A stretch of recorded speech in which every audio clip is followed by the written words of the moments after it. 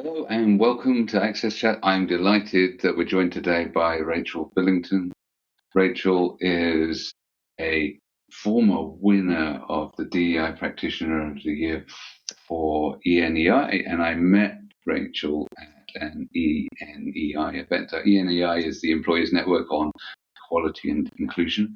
We met at the House of Lords reception where you learn where the saying drunk as a lord comes from, because it has bottomless glasses of wine. I'm setting you up beautifully here, aren't I, Rachel? So welcome. I'm really glad to have you on the chat, because I think that I listened to you give a speech and you actually changed how I did something as a result of me listening to you speak.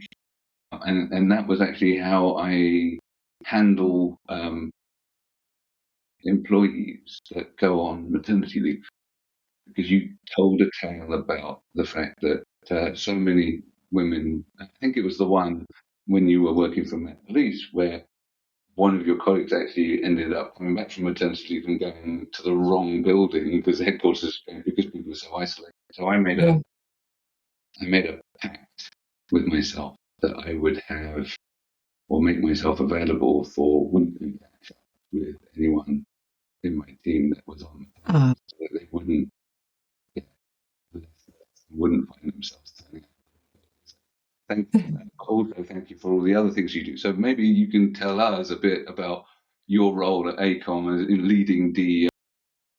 No problem at all. And Neil, thank you. I'd just like to point out I wasn't drinking quite as much because I had a speech to deliver. So I had to put my hand over the glass.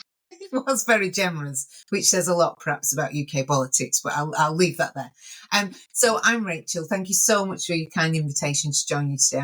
I'm delighted. I'm honoured to be asked. I am a Director of People and Culture at AECOM. And we are a infrastructure company, a global infrastructure company. I look after the region of Europe and India. I've been there coming up to, it's gone 3 years now, actually, 3.5 years. And I lead on, I did join as the head of ED&I, but actually now I've got the absolute privilege of not just looking after that, but looking after all things organisational culture, which is, I work with a well-being with a colleague of mine, and employee engagement, and also then looking for our future strategy and growth, and what people, what culture, what skills do we need for future. So it's extremely exciting and privileged position for me, especially because it was completely unknown to me, because I prior to that spent 16 years in policing, as you refer to, as police staff, not as a police officer. So very much a departure for me, but it's been a highly enjoyable departure. Really had a great time, and honoured to be working at AECOM as well. Yeah, fantastic. And I think that we were talking off air about the challenges that we're facing in the political environment and around DEI at the moment. And there's a really big difference in the sort of atmosphere around DEI in Europe and in the UK versus North America right now.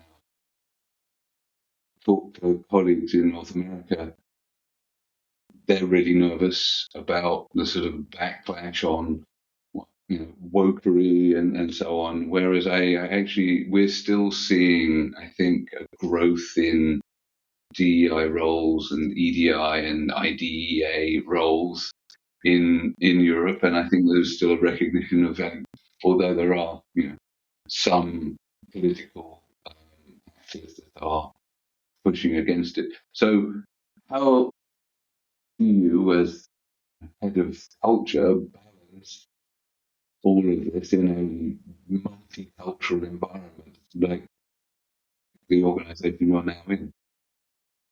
Well, it's not without its challenges, but, and you can't ignore that piece. But I'll be honest, Neil, I've been in this game now for probably about 12 years plus. We've been through it all before. It all comes back round. It's all cyclical. And actually, what does it all mean anyway when people are saying that we're anti-woke?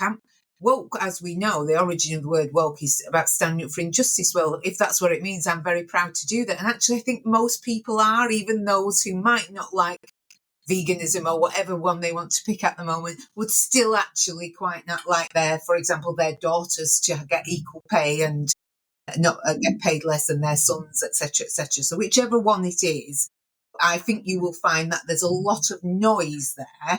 But behind that noise and those headlines, because they make good headlines, most decent people, start the day, come into work and want to work in an organisation where they feel they belong and that treat people fairly. So actually what I do is concentrate on that bit. And you can't ignore the political piece. And to be fair, there is this bit, and Neil, when we met, we had that conversation about, the ED&I population hasn't helped itself there. We've got to have a good hard look at ourselves as well about ED&I, whichever letters we want to use, diversity itself, and we need to evolve as well. There is this cancel culture we are working in at the moment where people are afraid to say things. When people are afraid to say things, they get into fight or flight mode, and we all know how biases then play into that. And actually what we need to do is meet people where they're at. We're all on a bit of a different spectrum in terms of how we understand ED&I and where we're at, and there's nothing wrong with saying I don't understand something. And the majority of people I work with genuinely fear talking about diversity, not because they don't agree with it, not because they think it's woke, because actually they're just really worried about saying the wrong thing and causing offence and being cancelled in whatever area or format you're in. And we've got to get away from that, because the more people fear it, the more it will actually just cause this apathy where we don't make enough progress. So the way I kind of manage that is I sense it, I understand it, but I also try and stay pretty pragmatic and work in that area of the fact that, as I said, I think the majority of us still want a world where people are treated fairly and where we can be the best that we can be. Who wouldn't want that? Rachel, thank you for being on the program. I actually did a little search on AI about your company before we got on, just playing around. And I was very impressed with what AI said that y'all have done. So congratulations. But I also, I just love that you were a police officer. That just, I think there must be so much that you can apply from that work to the work we're doing now. It just must be very powerful on what you can apply to help. Deborah, just for classification, to be clear, I wasn't a police officer. All right. I was a member of police staff, so I've just staff, to right. point Thank that you. out. Yeah, so it was like a civilian role. So I always worked in kind of HR project management support roles. I'm not sure I've got the strength and the resilience and the skills that I needed to be a police officer, quite frankly. We talk about the challenges of EDI at the moment. You put yourself on the front line as a police officer. That is a very difficult role, and I'm not sure I've got the skills to be able to do that one. Having said that, I worked with a lot of people and worked alongside police officers for a long, long time. You absolutely can transfer the skills. When you get behind, we're talking about people here, and it doesn't matter whether you work in policing, whether you work in infrastructure, whether you work on the NHS, whatever the situation is. Generally, those peoples and those themes are the same. I remember moving from when I did make my leap to AECOM and thinking I'm going to feel like an absolute fish out of water here. I have absolutely no understanding of engineering and I've never worked with it before. From day one, the conversations we were having about our people, diversity, etc., you could have lifted them from AECOM into the Met and vice versa. They were just slightly different in terms of their interpretation, but actually, generally, we're talking about the same types of issues, which is many of us have got challenges where we are still not as representative as we want to be. The one real lesson I took from policing in particular was, there are many challenges in policing and that's made many headlines, and quite rightly so. Having said that, you rarely have to sell the business case for ED&I in policing in a way that you need to do in a corporate level still. Now, I think there's rarely a day where I don't have to peddle my goods out and explain why it's important. In policing, I'm not saying that 100% of people are completely bought in. I guess what I'm saying is what is really clear is the link between that and operational delivery. So the link between communities and representing the communities you serve that goes back to, in the UK at least, to the Peel principles back in the 19th century. So that was baked in then, and you can very easily use that. So I think that point you've made there about transferring skills and pieces over, what I've learned is how to make a clear link into why diversity is so important to your day-to-day role. If you don't operationalize it, people just think it's a pink and fluffy extra that you don't really need to do anything with, or that I'm the person who does that. If you can make that link and make people understand why it will make their roles better and more effective, I'd say that's what I took from policing in particular. Well, and thank you for that was a really, really good response. I really appreciate it. I was going to be a police officer when I was an early teen, and my dad's like, no. Right. He said, you won't be able to handle the emotional part of it, Deborah. Mm-hmm. And my father absolutely was right. So I always admired people, and thanks for explaining the differences and everything. But I agree, you're able to take up so much of what you've learned from that and apply it, because we're all people. I also want to make one more comment and then turn the mic over. But Neil is absolutely right that when he's in the United States and he was listening to what we're having to deal with in the U.S. as we navigate into, this is the Friday before the United States. We're going to do our election on Tuesday. Many people in the United States are really, freaked out and everything. But I would say that one thing I'm seeing, Neil, that's starting to shift in the last few months is that we were definitely impacted, the disability inclusion accessibility field in the United States, the DEI, with this woke stuff that was happening with some people. But I'm starting to see an interesting shift. The corporations have not forgotten about us, and I'm seeing a shift in a way that really encourages me. So I'm hoping everything will go fine with our election. It will be a peaceful, transition of power, and that all will be well. But in the meantime, very, very grateful for the work you're doing, Rachel, and all the progress that you're having. So let me turn it over. Antonio? Thank you, Deborah. So welcome, Rachel. We know that traditionally at the level of engineering and in some of the areas, they have been traditionally dominated by men. How do you navigate in terms of looking at mitigating aspects at working in the industry that has been male dominated, at the same time keep the balance and find ways that you change those perceptions in order to make sure that you're able to attract diverse talent, you are able to position the organization in a way that is also is not is open to everyone in terms of opportunities and in terms of how it's perceived. Well, I could probably talk about this for the next 10 hours, so I'll try my best to give you a concise piece with that. Look, you're absolutely spot on. Engineering has, and it's still very highly male dominated. It's getting better. There are many different ways to deal with it, and what you can't do is just recruit your way out of the problem. So we have done, and at AECOM in particular, we've made really good strides in terms of our early careers.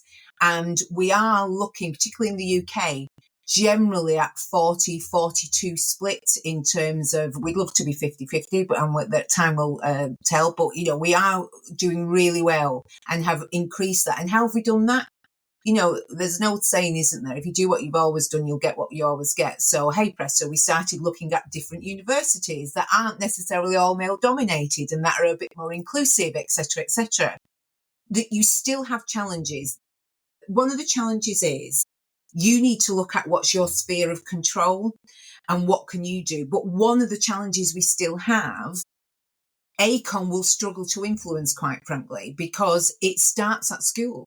It starts when the kids are, I've seen it with my kids, when they're 6 and 7 years old, all of a sudden they start to get messages. I've got both a girl and a boy, and they get different messages about what their strengths are in terms of maths, science, etc., which are traditionally those engineering type topics you need.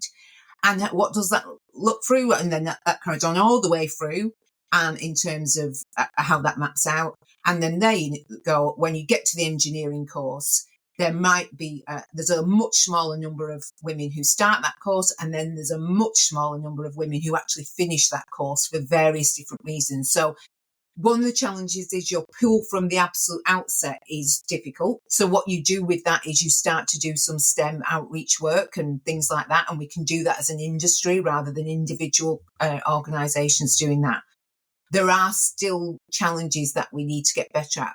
The good thing is, for example, our company, we're not just traditional engineers anymore. When we look at our challenges for future, one of the examples is things like energy transition and transport planning, etc., etc. There's a wider piece now, and there's a wider skill set that we need than your traditional electronic engineering or whatever the case may be course. So things like, geography qualifications, energy qualification, etc., etc. They are generally more attractive to women and have a higher representation of women on the courses. So it's starting to get better. But just coming back to that point so that helps with coming in that side. However, there's still challenges. No matter how many women we're getting in at the bottom, there are still real challenges for them, and they are still not represented at an equal distribution when you get to a senior level.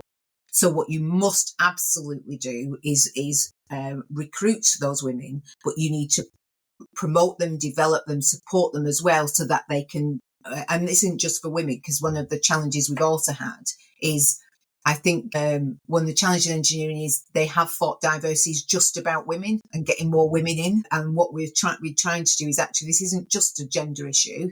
This is much wider across many different characteristics. But what you do find is if you start making progress in one area, it naturally has a good impact on other areas as well. So, Antonio, that's a short answer to, well, as short as I can get to what is a very complicated question.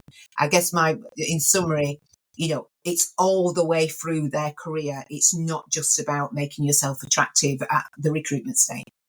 No, I just want to follow that on another aspect. We know those challenges. How do you see the importance of communication to make sure that sometimes when companies in the engineering field communicate, you see a lot of men in terms of marketing, in terms of promotion. How do you see the role our organization communicates to make sure that is not going to somehow is able to put themselves in the position that they don't, the way how they communicate is not going to contradict about what they want to achieve in terms of diversity and inclusion? Completely, and I think that's a basic requirement now. I don't think it's kind of a new thing anymore, is it? You need to look at your collateral all the way through. One of the benefits we've had is because we're a global company, naturally we are very aware of the fact that things that might seem accepted in the UK, for example, don't transfer easily to the rest of our region, and we naturally start to think about what would that look like across in different countries. And for example, we're very active in India, so we need to make sure that's represented as well. So, and the best way of doing that is using your own people. So really start to look at what collateral you're using, but make that authentic as well. Don't get a load of actors in with nice, headshots and things like that. Do bring in your own. So for example, what we use is we use a lot of the people from our employee resource groups, and they enjoy it. They're ambassadors for us. We want them talking about our organisation in a way. So certainly, I always remember being approached once for an ED&I role for a bus company, and various different reasons. We didn't go any further. But the one bit of feedback I gave them was the first thing I looked at when I looked on your website was a picture just full of white men. Now, caveat there is that does not mean it's not diverse. White men are still diverse. Okay, let's make sure that's clear as well, because there's a lot of hidden diversity. But naturally, if you are from a minority group, you're looking for signs to see, if I go there, will I belong? Do I get the feeling? You look for that. And if the first thing that you're seeing is people who don't look or sound like you, then it's likely to be a reason to count yourself out. So I think it's an absolute default now that you need to make sure that any communication styles you're using, whether that's visual or not, are representative of wider groups. Thank you. I think I work for a big organisation. By nature, these organisations are diverse. The challenge is to make them inclusive. Yeah. So it's not just about the sort of contents of the people inside. It's sort of the culture and embracing that culture and making sure that you then have those opportunities. And as you say, it's not just about gender. We've been working on trying to address the sort of the disability employment gaps and pay gaps, but there's added layers of complexity in that actually a lot of the time employees who have disabilities either don't identify or don't wish to identify, and then you can't actually address some of the inequalities within the organization because you don't have the data with which to do it. So sometimes, it's almost like starting a race but set further back, because you're having to come from a point even behind because you haven't even got to the start line to start measuring stuff. So I think that the world of diversity, equity, and inclusion is a really complex one. We all, I think, come into this area because we want fairness. We want everybody to have those same opportunities. What starts off as a simple principle becomes really challenging when you start understanding the sort of complexities and nuances of all of the things that go on inside these large organizations. The other thing that you mentioned was the pipeline and education and so on. How do you accept people with non-formal qualifications into AECOM now? Because quite often large and prestigious companies were very focused, as you said, on the premium universities and so on, and you had to have certain degrees. Have you sort of widened the net in terms of catchment for talent as a way to find those people that we would otherwise miss? Yeah, we have. Could we do that more? I think we could. There is a balance here, because the one thing you don't necessarily do is drop standards. Absolutely. And so that is really important, because otherwise that just perpetuates the myth that they can't do it. We told you that, type of thing. So that we have to be careful there. I think apprenticeships have been really helpful with that. Apprenticeships seem to reach a group that would naturally count themselves out for whatever reason of your traditional way of doing it. There's still a stigma around it, which is a shame, and I don't think that's just in our industry. I think it's wider, but I think apprenticeships are a real key to doing that. And also then, where we can, supporting, kind of social groups and things like that, and community partnerships that we have. We've got a great one with a company called the Land Collective, and that has turned into some, and hey, to be fair, they didn't need any support. They were the extremely bright, intelligent people, and absolutely, we want them in our organisation. They did us a favour rather than the other way around. So, yeah, a simple answer is, Neil, absolutely, we've had to. It still needs work. It's still, I think that, the whole further education piece and education piece still needs quite a bit of work. But where we can do, we are trying to do that. But that's needed education, that's needed education internally as well about, and I spend a lot of my time still asking those questions. A job description landed on my desk the other day. That's, firstly, somebody asked me to review it, which is progress in itself. Somebody's thought, hang on a minute, would you just check this out? And it said you needed X amount of years in something, you needed such a degree. And I said, why do you need that for this job? No, you're right, we don't. So we just took it out. It's not hard, but it just needs that awareness to ask those questions and just double check. Because it's easy. Why do people do that? Is it because they're trying to exclude? No, it's because they're extremely busy people. They need people quickly, and you just default to what you've always done. So that, it's just that education awareness piece, I think, sometimes. And Rachel, I just want to come in. I know we're almost at the very end, but and comment on what you were saying about apprentices. I know here in the United States, we really moved away from apprentices, except in certain fields like electricians, plumbers, and but I agree with you. I think it really has hurt the movement in so many ways because apprenticeships are a very powerful thing. And I do want to applaud both Antonio and Neil and Atos because what they did for apprenticeships in the UK, which got adopted by the government, I just think we've talked about it multiple times, but it's a game changer, and it's something that all of the other countries we can get access to because at least we can see how they did it. And I think it's a very, very important program. So I know we're almost out of time, but Neil, maybe you could just tell us in 2 or 3 minutes just what I'm referring to, and then we can close. So as Rachel will know, in the UK there is a levy or a tax on large businesses that help fund apprenticeships, and there's a lack of accessibility skills, much in the same way there's a lack of engineering skills in the UK, if not more so. And so we started down the road of taking on young people as apprentices in accessibility. And we did it as a software engineering apprenticeship initially, but then we actually did the work with the Institute for Apprenticeships to create the Digital Accessibility Specialist Apprenticeship Standard, which then feeds into the educational planning processes and everything else. And of course, it's open source.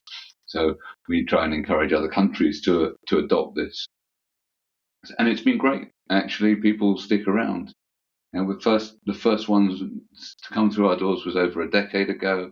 We've only had one person that has not stayed in the field of accessibility during that decade. So I really like apprenticeships. I think they're a fantastic way of allowing people to gain, as you say, you need skills. What we can't do is lower our standards, but we can change the way in which people acquire those standards, really important skills, and change the way that businesses take on people and build those skills so that they have the right skill base within their organization to meet their future needs. So I really am glad that you're doing apprenticeships too.